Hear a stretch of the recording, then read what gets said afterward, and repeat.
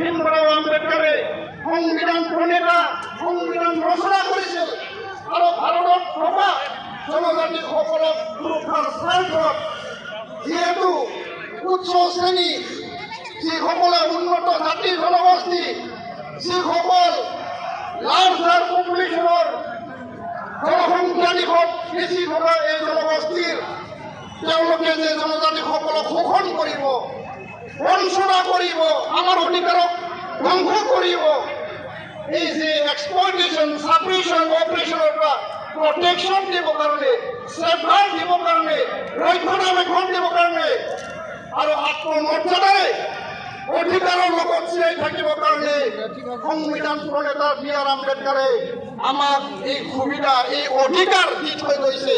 আৰু আপোনালোকে জানে জনজাতি জন্ম হৈ পেলাই প্ৰমাণপত্ৰ নহয়, নাপায়।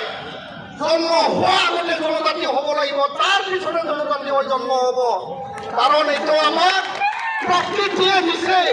যিসকলক ব্ৰিটিছৰ শাসন আছিল, যি সময়ত ভাৰত মহাত্মা গান্ধীৰ আন্দোলনৰ যোগেদি ভাৰত স্বাধীনতা লাভ কৰিলে, তাৰ পিছত আমাক অধিকাৰ দিলে।